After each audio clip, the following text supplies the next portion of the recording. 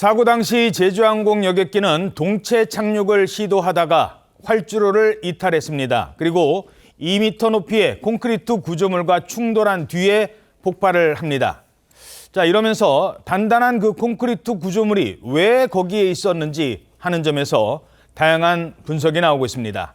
먼저 이와 관련해서 오늘 국토부가 브리핑을 했습니다. 그 내용부터 들어보시겠습니다. 반대편에는 구조물은 없습니다. 그리고 반대편 쪽에는 지금 활주로 연장 공사 때문에 ILS 장비를 임시 철거를 해놓은 상태입니다. 임시로 그 계기 비행 로컬라이저는 운영 중단하고 있습니다. 이미 고지해서 조종사들이 알고 있고요. 무안공항에 로컬라이저가 작년에 설치된 게 맞는 건지, 작년에 새롭게 설치된 게 맞는 건지. 정확한 시기는 확인을 해봐야 되는데요. 작년경에 개량이 된 거는 맞습니다. 개량이 됐다는 거는 원래 있었는데 개량을 교체 내지는 개선을 했다는 거죠. 자, 일단 구조물을 콘크리트 2m짜리 구조물을 왜 세우는 걸까? 이거부터 좀 궁금합니다. 방위각 시설, 로컬라이저, 이게 어떤 건지 교수님 설명 부탁드립니다. 항공기가 비행장에 들어와서 착륙을 할 때까지의 비행 경로와 비행 방위를 보조해주는 착륙 보조 장비입니다. 거기는 수직적으로 빔이 하나 나가는 게 있고 수평적으로 빔이 하나 나가는 게 있습니다.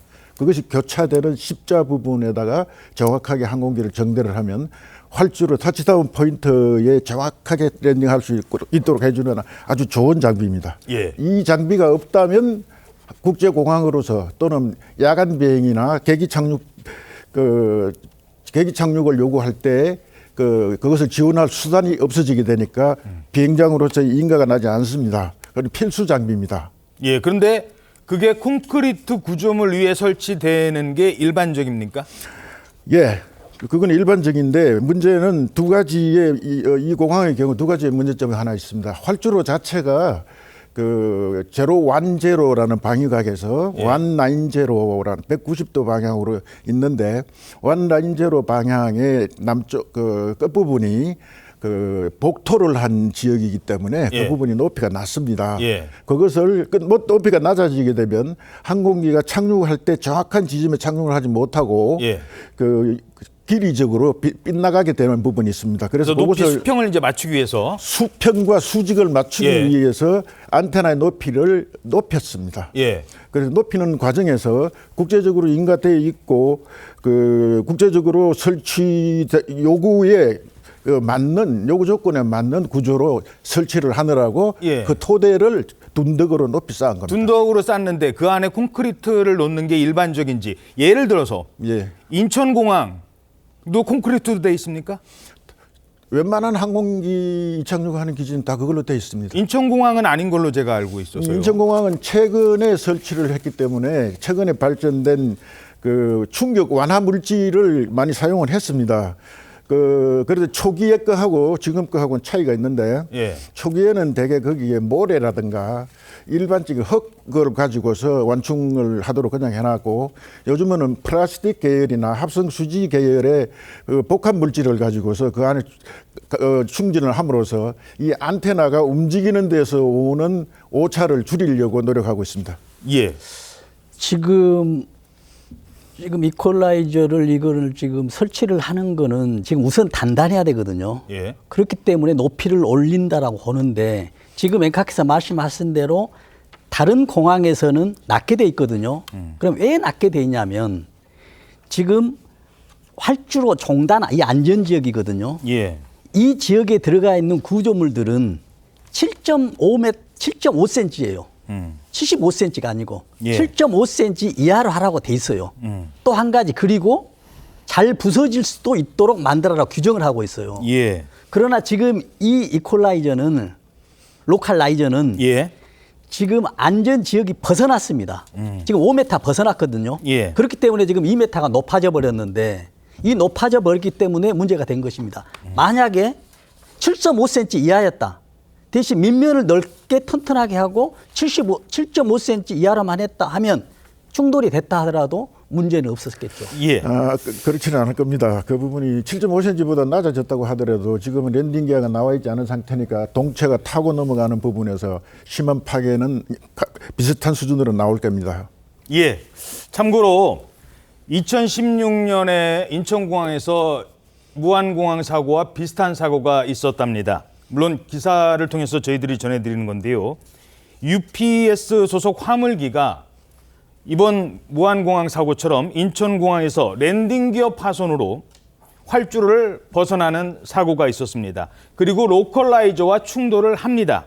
그런데 인천공항의 로컬라이저는 조금 전에 화면에 보신 거 다시 한번 좀 볼 수 있을까요? 콘크리트 구조물이 아니었습니다. 그래서 저 로컬라이저와 충돌까지 있었지만 당시 이 화물기는 큰 피해가 없었다고 합니다. 요 얘기도 잠시 뒤에 전해드리도록 하겠습니다.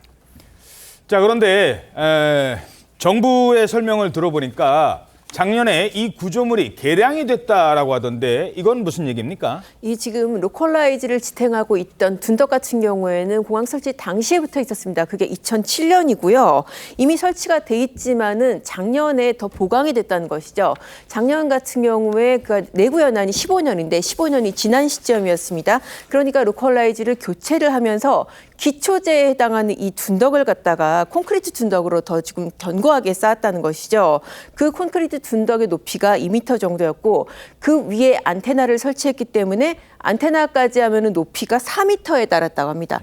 이렇게 조금 높이가 높아진 이유는 그 수평을 맞추기 위해서라고 합니다. 이게 아무래도 지금 활주로하고 수평이 맞아야 되는데 이 로컬라이저가 설치된 그 지역이 조금 낮다고 합니다. 해수면에도 가깝다 보니까는 수평을 맞추기 위해서 활주로하고 수평을 맞추기 위해서 조금 더 둔덕을 높이 쌓고 그 위에다가 이 기기를 설치를 했다고 합니다. 예.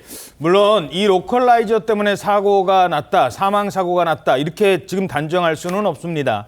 하지만 아쉬운 점은 인천공항처럼 이게 부딪히면 파손이 되는 장치였다면 어땠을까? 물론 그 뒤에 벽은 있었습니다.